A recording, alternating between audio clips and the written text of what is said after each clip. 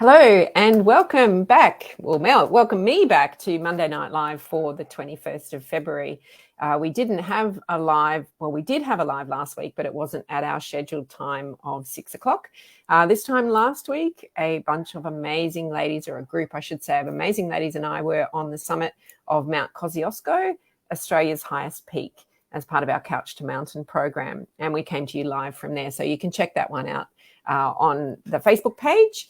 Just look under videos from there. So welcome to Monday Night Live. If you are watching live, please let me know. And if you're watching the replay, please let me know as well. Go ahead and in the comments, let me know where you're watching from. I'd love to know.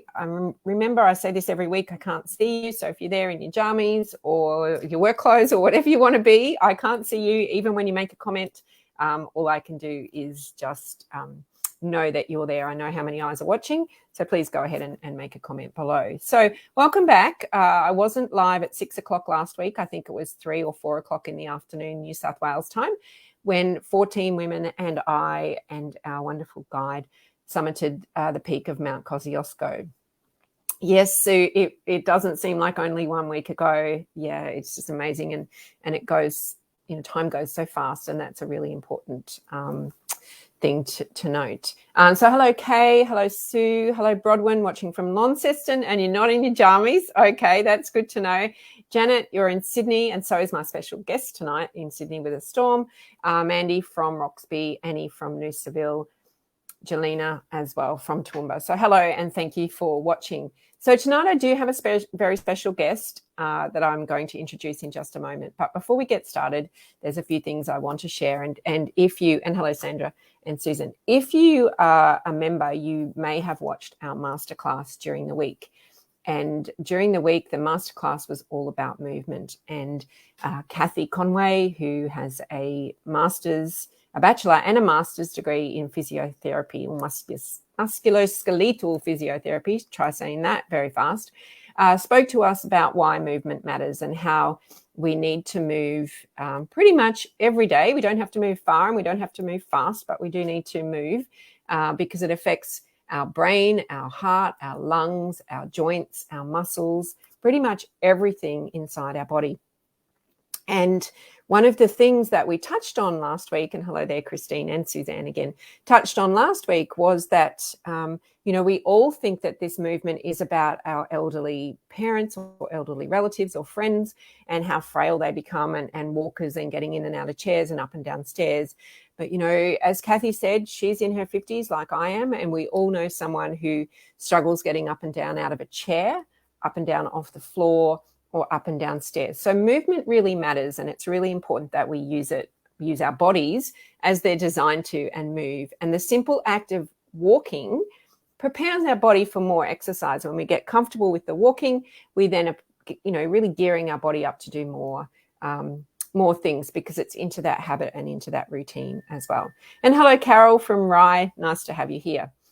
But often starting is the hardest part, that getting out of bed, getting off the couch, it's dark and raining and you don't want to do anything. And that's the hardest part. Sometimes the physical act of doing things isn't hard.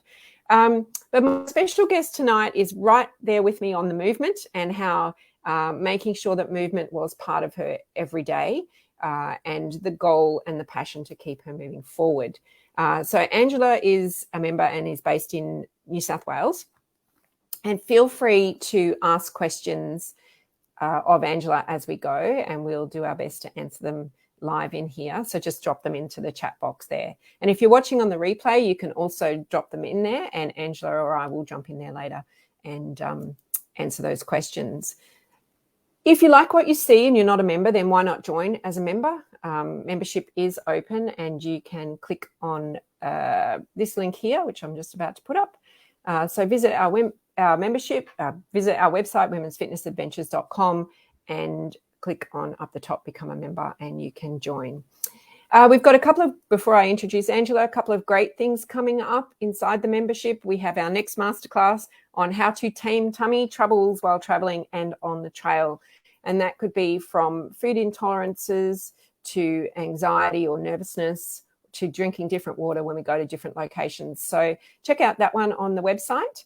In April, we're all about bones. And in May, we turn 8. So we have some celebrations planned for the month of May. But let's get started. And I will bring on Angela. Hello. So hello, Angela. Welcome. Welcome Hello. to Monday Night Live. And so nice to have you here. Thanks for having me. That's all right. Where are you coming from this afternoon? Northern Beaches, Sydney, with a big storm and apparently hail coming over at the moment. So wow. Okay. Every time my insurance. Well, every time I talk to you, there seems to be a storm. So I'm not sure if that's me. Having a lot lately. There's been a lot. Absolutely. Okay. Well, Angela, your story is amazing. And when we first touched on your story, I went, well, that's a nice story. And I happened to dig just a little deeper to ask a question. And Angela and I were chatting just before, and we all think that we don't have a story in us, and we all do. Believe me, we all do. And I often say this, that our stories are unknowingly inspiring. And I'm sure by the end of hearing Angela chat about her story today, you will be inspired for movement, and for movement every day, because it is an amazing story. So this story will be available on the website in the coming days, but I'll introduce it and then we'll get into the chat. So despite multiple knee surgeries, a hip replacement and a pandemic, Angela has reclaimed her love of hiking and her life. So life doesn't, as we know, always turn out as we plan, and it takes determination to bring you back on track. And when Angela was faced with debilitating pain and injury, her only choice was a hip replacement. Now, 3 years later, 24 kilograms lighter and multiple hikes completed, Angela has never felt stronger. So Angela, that's a big, multiple knee surgeries, a hip replacement, a pandemic, but you're still there, you're doing what you love. Take us back to the very beginning. How did you end up with multiple knee surgeries? Well, I was a ballet dancer in my younger years, and ballet isn't real great for the body, particularly the way they used to teach it, particularly with the turnout on the hips and on the knees and everything. And over time, I was always very much into exercise, and I was the person at the front of the room. Remember the days when we used to wear the bright fluorescent G-strings and the skin color? Oh, I'm not sure if I wore the G-string, not in public. Oh yeah, I used to. I was out there. Okay. I was doing it. Okay, but that came from being a ballet dancer. I told everyone they'd be inspired. Get your G-strings out. No, I wouldn't do it now. Okay. But that's what I used to do. And then over, as I got older, as I kind of got towards my, late 30s, early 40s, I started to get a little bit of pain. So I also have a condition which is hypermobility. So all of my joints are hypermobile. Which means when I stand, my knees lock back. And a lot of this comes from the years and years of ballet. And when I was younger, my bones developed a strange way because I was doing ballet and putting such pressure on my bones at such a young age. But that to me was normal. And I always had really great turnout. And then when I was in the gym, I used to do lots of pump classes. So I loved doing weights. And, the pump classes, I did all the Les Mills. I was up the front, loaded up the bar as much as possible. But because I'm thinking, oh, this is strong. But what I didn't realize is that I actually had imbalances within my body. And I was actually, yes, I was strong. Some muscles were really, really strong, and other muscles were not working at all. So I was basically overworking some muscles and not working other muscles at all. And I just went on with life. I didn't know any different until I started to get older. And then all of a sudden, all of this comes back to bite you as you get older, and particularly as you get closer into menopause and your body starts to change. And also having children as well, because I had children late in life. So everything kind of changed, and then I moved to menopause. So then I started to get aches and pains, and particularly around my hips and my knees. I had 4 knee operations. One was actually the removal of a muscle from one leg.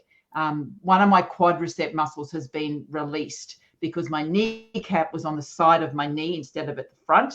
Because so that muscle visibly yes. on the side.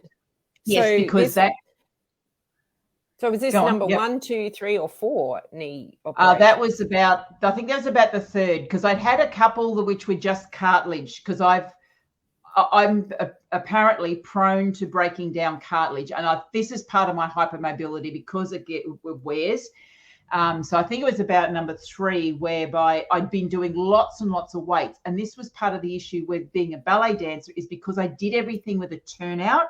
So my muscles around the outside of my body that turn the hips out were a lot stronger than the muscles on the inside of my legs. So my outer quads, my lat quads were very, very strong, and they were so strong that it actually pulled the kneecap out of joint. Wow. And apparently this is a very common injury that ballet dancers get. Also, netball players get it too. It's very common. And in those days, the solution was basically to release the tendons from the kneecap.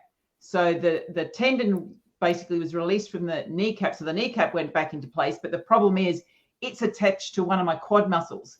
So now my quad muscle was no longer attached to anything. So over time, it just atrophies. Wow. And at the time, the physio said to me, well, you'll never be able to use that leg the same as the other leg, even though I did a bit of rehab on it.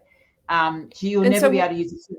Sorry? What did you think then at that point? Like, certainly you must have been in a lot of pain, and visually looking at your knee, you would think, oh my goodness, something's seriously wrong. It was unusual. But when that's sort of an understatement. And please, if anyone's got questions or sitting here with mouth wide open like I am, but did you, to me, if someone says you'll never be able to use that again, I would be devastated. How did you deal with that? To start with, this is all before I kind of understood more about the body. Before I became a naturopath, all of this. So when a doctor and a physio says to you, you'll never be able to use that, I kind of went, yeah, okay, rightio, I'll never be able to use it. So what I didn't realize, and now I understand how the mind works and all of this, is that I actually buried that in my mind, but I believe that. So what I did is I started doing everything on my other leg. And can I ask how old you were then? Like, I was in my late 20s, because the surgeon had said they wouldn't do the operation. Normally wouldn't do the operation if you're over 30, because it takes too long to retrain your brain. Right. Because I did have to learn to actually repattern my brain, but I didn't repattern it properly, because there was that I didn't even realize that the physio had said this to me, that I'd never be able to use my leg again properly. Not something that really triggered, but it obviously sat there, because for years and years and years, for the next 20 years, I used the other leg, and I didn't use the leg that had the operation on. So when I used to go upstairs, I used to walk up one stair at a time using my strong leg, and it was strong. But then as I got older, it wore out, because it was doing so much work that the other side was. So that's when I started then having issues with my hip, and I actually got really bad osteoarthritis, and I was down to bone on bone. I'd actually worn it out. But then when I had to try and learn how to use the other leg, and I did a lot of work, I had to do a lot of neuro work to actually just lift the leg. I couldn't lift the leg that had the operation on it. Because you had just switched off, and because it hadn't been used in a while. Yeah, because I'd switched off, and I had to basically I had to go back to doing all primitive movements with my trainer, like cross crawl patterning, bear crawls, bear walks on the ground, to learn how to recalibrate my brain to my body. But all this time in the back of your mind, not in the back of your mind, visually to everyone, you're still moving. You must have been in intense pain and feeling, for want of, sounding awkward, but feeling lopsided and maybe confused about everything. No, I didn't, because for many years I just coped, because this is how great the body is, that it can actually just adjust, and that's all it did. It adjusted until I got to the stage, and pregnancy probably made this kind of come out. So as I said, I had my babies late. I had my first at 40, second at 43. So that actually then that really brought out the twist in the pelvis. I didn't know I had these issues, because I was we once often again I was don't. there. Yeah, I was doing the pump work. I was doing everything. I was doing everything I was supposed to, but I didn't know that I was actually unbalanced. And then falling pregnant, and even then I still didn't know. But then afterwards, I never really recovered. And then as I kind of came into perimenopause, then we do start to get, things will start to show up because hormones are shifting. And that's when I started to experience a little bit of pain. And, my knees have always given me issues. So I don't worry about my knees. Little bit of pain. Like right now, before you got to that point, I thought you must have been in a lot of pain. So you must have this really high tolerance of pain. Like I can tolerate a lot, but when you just say a little bit of pain, like what you've gone through, come on. Kind of, well, to me, it was just, I don't know, I just kind of live with it. And it got to even when I was in my most severe pain, even then I was taking herbal anti-inflammatories, but it had to be really, really bad for me to take Panadol. Like really bad. I never took, even when I was in my worst pain, I rarely took anything. I just continued to move through it. So when you were in your worst pain, did you keep moving? Or did you have this silent cry inside going, there's got to be a better way? I still did, because I work with a personal trainer, and I was actually working with a personal trainer who actually was an exercise physiologist. So I was doing a lot of rehab work. And what I would do is I would set goals, and they were always walking goals. So my first goal was to do Coast Trek, so 30 kilometers. So I trained for Coast Trek. And then I always trained for something, and that kind of gave me the goal to keep going. And, then I was also doing, Pilates. I was also doing yoga and things like that. But then it got to the stage where when I was bone on bone and I was in a yoga, I go to yoga, and I was actually, you could hear the bang, bang, bang, crunch, crunch, crunch of my hip, and everybody could hear it in the class. I'm going, stop right there. Can anybody else who's watching, is anyone going, oh my gosh, Angela, like anyone, or is it just me? Like, oh God. Oh. No, okay, but all this time you had this, I've been saying this a lot lately, your guiding star, your North Star, to keep moving, never to give up moving. Yeah, because I was putting on weight, because I was limited in what I could, so I'd given up running years ago, because the orthopedic surgeon said, well, you can keep running and I'll keep going on holidays, or you could just give up running and you don't have to keep paying me. So, and honestly, running is not my thing. I just did it because everyone else was doing it. But I used to do fun runs and all that. But honestly, I really don't enjoy running. I don't have the body for it. But so I just kind of just kept going. And I was doing acupuncture. I was doing chiropractic. I was doing all these different things just to try and get rid of the pain and get movement back in. And then finally I just went, look, I just can't do this anymore. When we got a set of x-rays where we could actually see that the whole head of the femur, so the whole ball of the joint, was basically flat. And the reason why it didn't move is because it couldn't turn, because it was flat. So I went and saw a surgeon and he said, yes, we'll have to replace that. So he replaced it. And then I'll tell you that I actually came out of the operation, and every time they tried to give me painkillers, I wouldn't take painkillers. I just meditated. You sound like my husband with his current back injury. He's not having any serious painkillers either. And the surgeon says you don't need to be a hero. You can take painkillers. I'm going, well, no, I'll just meditate. And I was fine. Honestly, I was fine. And then they got me up on crutches, and then I did to do rehab for about 6 to 8 weeks, and I was off the crutches. Actually, I was back driving within about 3 weeks, because I was in an automatic car, and the leg that was done is the leg that doesn't do anything. So I just drove locally, just basically to the rehab hospital and back. Glad I wasn't in your suburb. I wasn't going very far. It's just around the corner. Yes, just keep left. Yeah. Well, I'd got used to driving with one foot because I'd been in pain for so long that it was just easy. I could just tap from one to the other, and I didn't need to move or anything like that. So I got used to that. I got used to just driving with one foot. It was an auto car. It's not hard.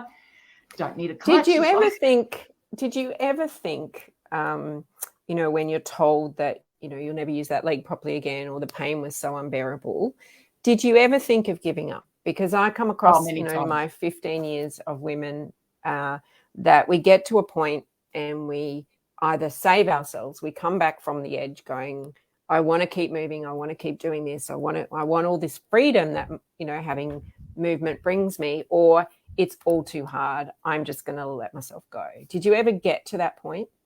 Actually, for me, the operation was that. Having the operation at the time was because I had worked for years and years and years to try and correct this. And to me, giving up was saying, I've got to have an operation. That to me was giving up. Even though it was the greatest thing that I ever did, but at the time, that was like, I no longer can do anything about this. I have to go and get that operated on. And I did. And honestly, it was the best thing I ever did. And then within 12 weeks of having the operation, I did the 7 Bridges walk here in Sydney, which is 27 Ks. So you followed what your physio said as well, and your exercise. Well, I did 6 weeks of physio, which was rehab. And then once I had to get to a certain milestone. I had to be able to walk at 5 kilometers an hour. I had to be able to do certain tests. Once I'd done that, I was over physio, all rehab was done. And then basically I went, because I was busting to get back into yoga and busting to get back and walking. And I kind of was still doing a little bit of both when the physio didn't know. Lucky, maybe the physio's watching. And then, yeah, so I had about 5 weeks to train up to be able to do this walk, which, I mean, I use poles anyway when I walk. And I did, as I was doing the walk, the reason why I did 7 Bridges is because here in Sydney, I don't know if you guys have bridges, but what we have is basically we do. At the end of every, when you get to every checkpoint, there is actually a bus that you could catch the bus back to the beginning if you needed to. So you didn't have to do the whole 27K. So I did that because I thought, well, okay, at least if it gets too bad, I can catch the bus back to the beginning. And I did it with a couple of other friends. They were walking faster than me, but I just kept going at my pace. And then when I got to the final checkpoint, I was actually going to catch the bus. I went, actually, I've only got 5Ks to go. I'm going to finish this. And I did finish it. And the other two, they finished in front of me, but they waited for me at the end and I walked it. And I was struggling by the time I went, no, I'm going to do this. I'm going to do this. I'm going to do this. And I kept going until I got to the end. And then I took a big deep breath and went, oh my God, what did I just do? Yeah, absolutely. So what is it though that keeps you going? Like what's dragging you forward? Because we could give up with all that you've gone through. We could just go, no, that's just too hard. I'm just going to do my walk around the block. I see. Walk around the block is boring. Okay, but there's something more. If we dig deeper, there's something more in there. I just like to set a challenge. See, what happens is when I've got a goal to work towards, I will actually get out and I'll move and I'll walk towards. So a couple of years ago, before all this carry on went on, I was booked in to go to Mont Blanc. And it was I actually booked in even before I had the operation. So I booked in 18 months or so earlier and I had the operation. I trained it and I trained and I trained and I trained and I trained. And I held out until because there was a group of going and everyone was dropping out. And then finally it got to, I think it was supposed to be going in September. And finally July, basically the world shut down. And then I had no goal left. I had no goal left. And I went, and I go, well, and because it's cold, it's wet, I just didn't want to do anything. I had nothing. There was no point. I had worked for something for nearly 2 years to get on that mountain and it got ripped away from me. And then I'm going, well, what's the point? What's the point? And then a couple of, about a month or so later or 6 weeks later, the group of people that I was going to go to Mont Blanc with, they said, okay, let's do Scenic Rim instead. We'll do Scenic Rim next year. So that was 12 months in advance. And I said, okay, I'll do Scenic Rim. Now, most of them were in Queensland. I was in New South Wales, but I signed up and was Spice's Scenic Rim. So then I had something to work towards again. So now it's like, okay, I've got to train for Scenic Rim. So that was 12 months and I trained for Scenic Rim. And when it got to Scenic Rim time, it was 3 weeks before we were supposed to go and Sydney all of a sudden was about to shut down. Like we'd been under anything. And all of a sudden they're going, no, we're about to shut everything down. And I went, oh my God, they shut the borders. I can't get to Queensland. So it was a Tuesday morning, and they went, basically the announcement was, as of tomorrow, we're shutting down. Or actually, there must have been shutting Monday. our border. Yeah, we're going to, no, they weren't shutting the border. At that stage, they were just shutting Sydney down. So I had to get out of Sydney. So I just packed my car and I started driving. And I had a friend in Queensland that I was going to go and stay with. And I was actually just going to go to the border because my niece lives at Byron. I said, okay, well, I'll drive to Byron and I'll stay with her. But then I drove up in one go and get to Byron, and she said, oh, have you heard the news? I went, what? And she said, they're going to shut the border. And I said, what, when? And they said, tonight. So this was 7 o'clock at night, and the border was going to shut at 1 a.m. in the morning. So I had to keep driving, and because my friend lives at Deception Bay. So I was at Byron, and I had to get across the border and drive all the way to Deception Bay. So that's another 2.5 hours driving. I've already been driving for like 10 hours just so I could get across the border. Then once I got to her place, then basically Queensland said, well, if you've come from Sydney, you have to go into 14 days lockdown as if you were in Sydney. So I then had to go into lockdown in Brisbane. So I had somewhere to stay, which was fine. And then all of a sudden, Brisbane goes into lockdown, and Sunshine Coast and everything. So all the people that I was walking with were from the Sunshine Coast. And we're going, oh my God, are we going to be able to do this? Because we're like a week out. And then Sunshine Coast opens and Scenic Rim opens, but I'm in Moreton Bay. I'm staying in Moreton Bay, and it hasn't opened. I'm going, oh, is it going to open? Is it going to open? Finally, the day before we were due to leave, and that was also my 14 days out of my lockdown. It was the day before, and I went, okay, I just got my car and I drove down to where we started, the Scenic Rim, just drove down there and just stayed there, did the walk. As soon as I finished the walk, I got in my car and I drove all the way back down to Sydney, and I stayed in lockdown until December. So that was 6 months of lockdown. So, Angela, why does movement matter so much to you? Because it keeps you healthy. I've watched my mother. So my mother's had a hip replacement as well, but I've actually watched my mother, as she's got older, get less and less mobile. And she gets crankier and crankier with it as well. Well, we can all get cranky. Don't disregard that. And I mean, I've been cranky when I've been in pain, but it's important for me as I age that I stay healthy and I stay mobile.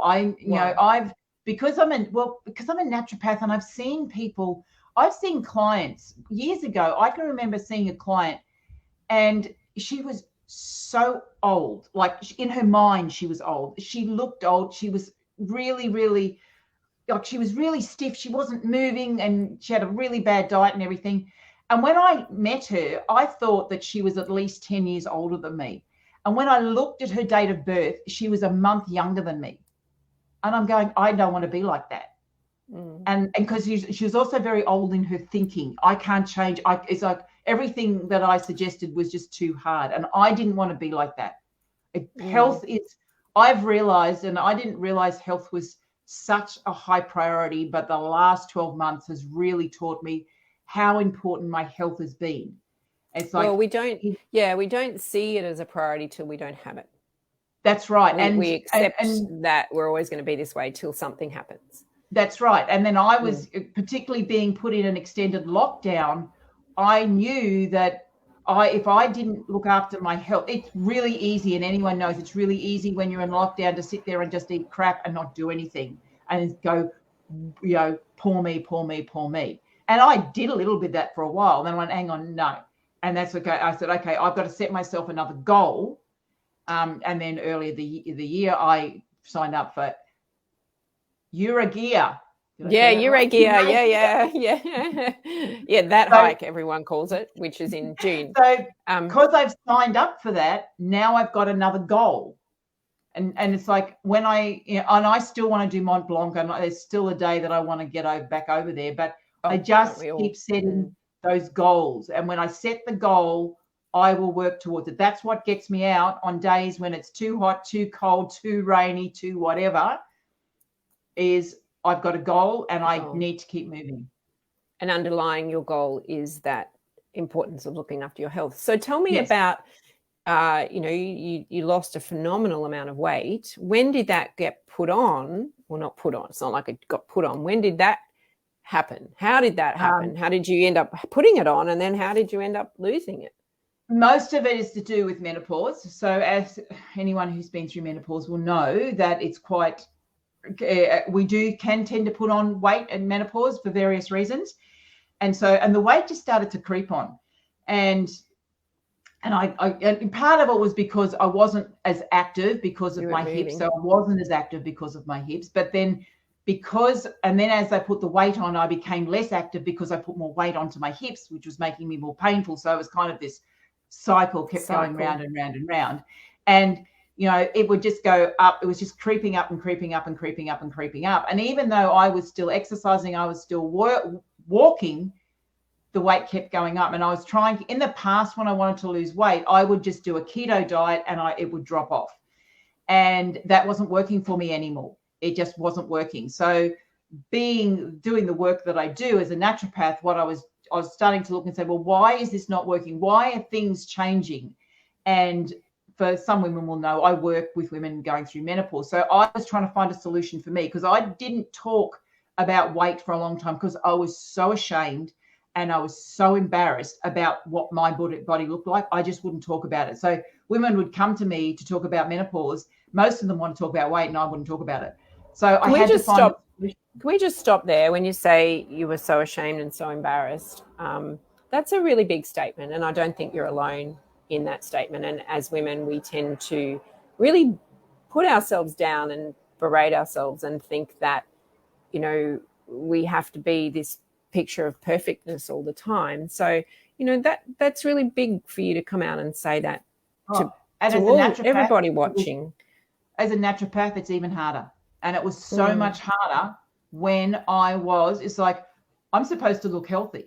And it wasn't that I wasn't looking healthy. I was just overweight and I couldn't work out how to lose it. But once I worked out what was going on and understood what was going on and how the hormones were impacting me and how I could solve the problem, because I do genetic-based personalized health now, and understanding the way my body works, understanding my genes, understanding all of that, it became easy because I knew exactly the foods to eat. I knew when to eat. I knew when to exercise. I had to change a whole pile of things because in the past, I always used to think you've got to exercise first thing in the morning. And I always used to exercise first thing in the morning. I used to do boot camp and used to think I was hopeless because I couldn't keep up with everybody else. Now I know for me, I'm actually stronger in the afternoon. Now, some people are great in the morning. You're great in the morning, aren't you, Yvonne? I know you are. Because I know you're. Yes. I know I've got a fair idea what your health type is.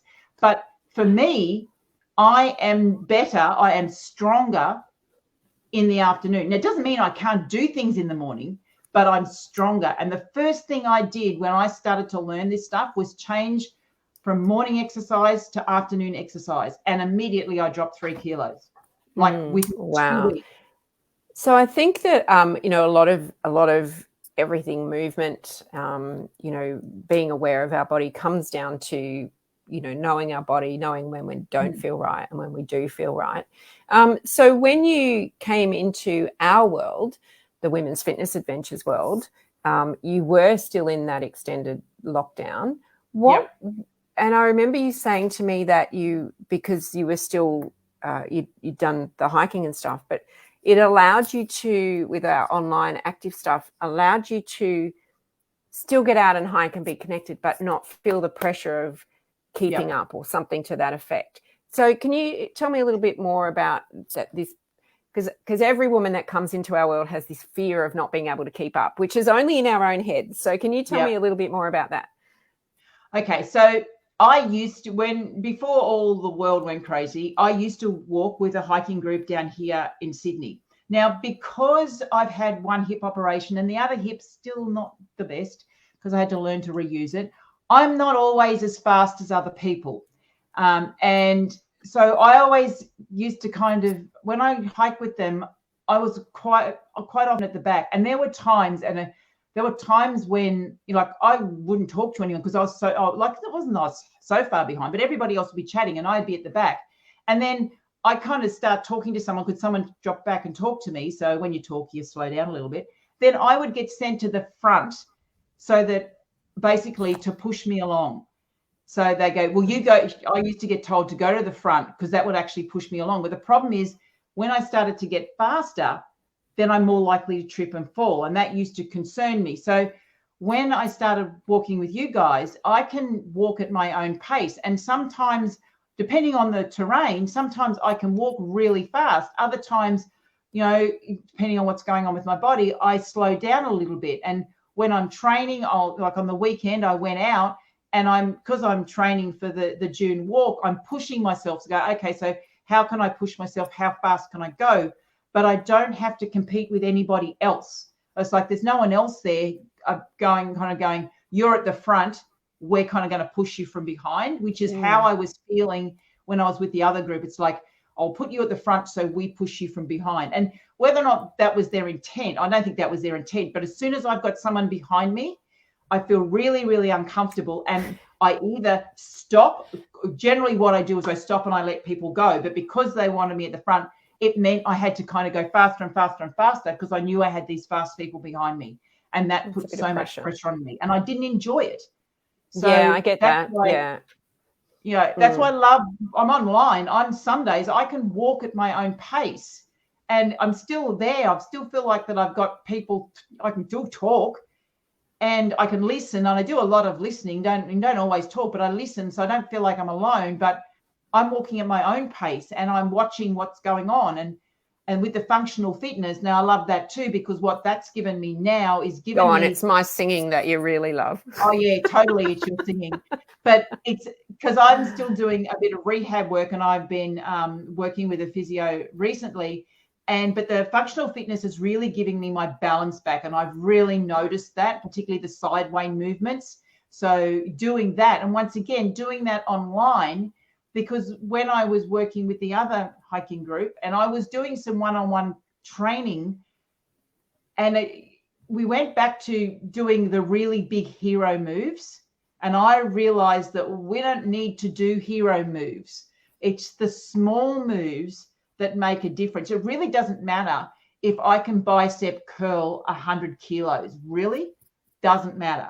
But be able to get my balance back if I trip going sideways, that does matter. And a couple of times on the weekend, because when I walked, there was a few rocks and a couple of times I went to slip, but I automatically pulled myself back up again. And I do that without using the poles now. So that's telling me that the functional fitness is actually working because I can actually pull myself back and I don't fall. And falling, I've got a big fear of falling, and because I've had a couple of really big falls, but now I'm so much more confident. I still use sticks, but the reason why I use sticks is just to take the weight off my hips and my knees. I did try without sticks for a while, but it's so much easier with a distance when I have the sticks. So we just got a couple of comments here before we finish up, Angela. So Brodwin says, Brodwin lives in Launceston, and she was just thinking last night about how good it is having the group online with nobody watching you exercise and not having to keep up. And that thing about having to keep up and I'll be last and I'll be slow and I'll be blah, blah, blah is in our own heads, but it's real. I mean, there's nothing I can say or do. I can say everything. It doesn't help you because it only matters to you, how you feel about that. So, Brod, thank you for sharing that. And Mandy says, so true, diet and exercise work so differently for everyone. And I think that comes down to we get to know and understand our body. Yes. On the balance, balance gives us confidence and balance gives us freedom. So when we have those freedoms, we can live a richer, fuller life. So Angela's been with us, 8 months now, Angela, maybe 6-8 months as a member? Yeah, sometime last year. So actually it was not long after I came back from Scenic Ren, which is in July. So I was around September, October, I think. Yeah. Yeah, so coming up that time. Angela's story will be on the website soon and probably tomorrow. And there'll also be a link if you're interested to Angela's business. Angela's a naturopath and menopause coach. So if you are interested in that, you can click on the link and that will take you through to Angela. So Angela, before we go wrap up, any last words you want to share with the world watching, and it is the world watching. Just keep moving. It doesn't have to. The big thing I realized is it doesn't have to be these big hero moves, because for years that's what I did, all the big movements. And when I couldn't do them anymore because of what was going on with my hips, I actually kind of beat myself up, and I felt that there was something wrong with me and I didn't like it. But now I go, okay, a small move's okay, so long as I'm moving. And that's taken a lot of, changing around in my head, because I wanted to have this perfect turnout. I wanted to have, I used to be able to do flat splits. I'd be struggling to kind of lift my leg. Those ones where, the footballers where we lift our legs up at the side. Oh, the hip openers. Yeah. I can only do them properly on one side because one hip's still not working the way. Whereas before I used to be able to do a flat split to the side. It's like, I can't do that anymore. Your body is where it is. Yeah, it is. And life is a series. Life, whatever way you look at it, is a series of small moves. And it's the small moves done consistently over time that add up to those hero moves that make us the hero of our own story. So just here, we've got Kathy saying, incredible story. Thank you, Angela. Sue says, great examples, Angela. We're so focused on how much we can lift, irrelevant so long as you can prevent that fall. Mandy says, thank you so much for sharing. You are an incredible lady. There you go. Everyone is unknowingly inspiring. Jelena says, great comments about the pace of walking. I was on a group hike that was competitive. I was always last in my walking my pace. Thanks, Angela and Yvonne. You're most welcome. Sandra says, thanks for sharing your story so generously. And Suzanne says, thank you for sharing one amazing journey. And Brodwin, thanks so much for sharing such a wonderful story, Angela. So thank you very much, Angela, for your time this evening. And hopefully that storm has stayed away. And I look forward to catching up with you online this week. And we've got some great singing happening on Thursday. Yes. Oh, no, I can't do Thursday. We've got a meeting on, remember? Oh, well, see, I'm remote. Yeah. So I'm. Yeah. If I can get away, I don't know what time we finish. I'll see if I can get away. Okay. All right. Well, thank you, Angela. I'll catch you soon. Thanks. Thanks a lot. So that was Angela's amazing story, and feel free to comment because there is just some great stories there. Yes, thank you so much for sharing your story. So that's it from us tonight. Thank you. And please, everyone, the whole last thing is in our head, but it's in our head, and what we, whether it's reality or perception, our perception is our, leave that, reality. Women's Fitness Adventures, it doesn't matter whether you're first or last. There is no judgment. Showing up is the most important thing that you can do, and we will support you in any way. So if that's something that is of interest to you, click on our link, Women's Fitness Adventures /join membership. Membership is open. I look forward to seeing all of our lovely members who are watching around the traps this week. There's lots of singing at Functional Fitness on Thursday, but we have the online stuff happening this week as well. And there are some multi-day adventures to be had on our website. So that's it from me. I will catch you next Monday night, same time, same place. See you then. Bye.